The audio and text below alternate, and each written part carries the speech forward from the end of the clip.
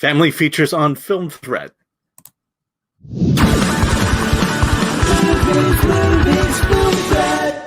I'm Alan Ng. I'm the managing editor of Film Threat, and we're going to talk a couple films in the family genre. And I'm here joined by Bobby Lapierre. We're going to talk about Max Winslow, and I was going to call it the Chamber of Secrets, but it's the it's the House of Secrets. Chris recently interviewed the director on the podcast, and Bobby, you actually saw the movie. Yeah, I reviewed it for Film Threat. Yes. So tell us a little bit about it and what you thought about it. The plot centers on a group of half a dozen or so high school students who get chosen by a sort of Elon Musk type character played by Jade Chynoweth to go and spend a night in his house. And once at the house, they have to do a series of games, and whoever wins, whoever has the most points at the end of the night wins, and it's like $2 million, and they get the house itself. But then things start going badly. The AI controlling the house and the games starts messing up, and things get like deadly serious for these teenagers. And without giving too much away, I feel that's a pretty decent summary of the plot. Yeah. So I think when Chris talked to the director, the idea is that these challenges, I suppose, have to deal with some of the fears that each of the individual characters have. Can you elaborate on it without spoiling? Yeah. I should definitely mention that. So they're all high school kids, and each aspect of it involves in some way one of their deepest, darkest secrets or fears, or a combination thereof. They don't know it's tailored to them until, X amount of time.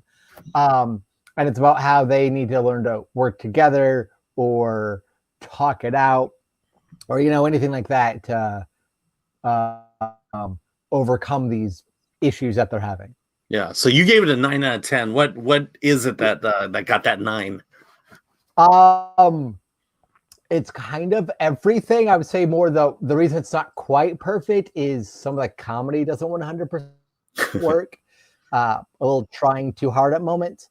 But quite frankly, I don't know what the budget for the movie was. But the director, Sean Olson, he makes it a remarkable looking film. There's like 500 or 600 visual effects shots in the film, and they look really impressive.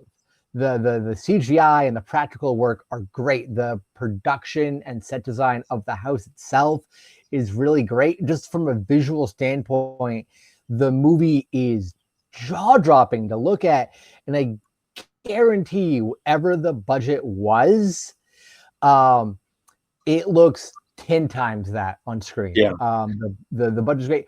I also really love that it's a sort of technology gone awry thriller in the vein of things like Antitrust or The Net, if anybody remembers those movies. But for like a whole family, and instead of dumbing things down to make it so it's so safe and sanitized that anybody, a 5-year-old, could watch it or whatever. It's actually like kind of scary and creepy at moments. It works. Yeah. And in my review, I think I say something like, the filmmakers know that the Grimm's fairy tales were written to scare kids, and they follow in those footsteps. Yeah. Even Walt Disney early on knew that scaring kids and scaring audiences were important. Snow White and the Seven Dwarfs has some pretty scary moments in it. We tend to forget this, at least in this you've country, got to hit the range of emotion. Yeah. We tend to forget this in this country, but Snow White and the Seven Dwarfs wasn't made for children.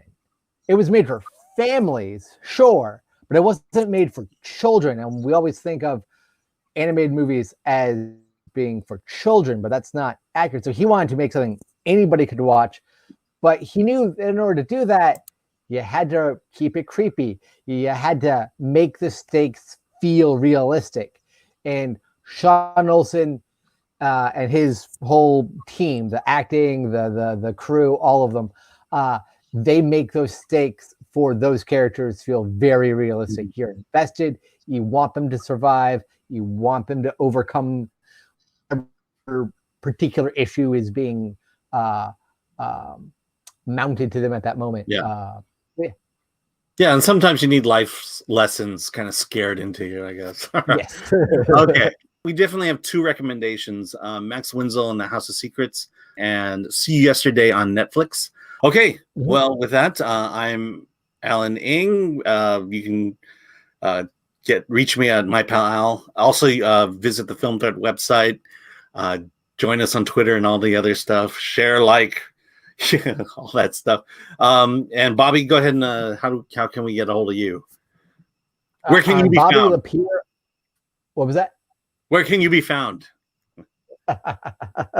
Right now, with some books. I'm Bobby Lapierre on Facebook, and then I'm Film Guy 450 on everything else. Okay, well, that's the Film Threat. That's a Film Threat review show. Have a great day. Film Threat.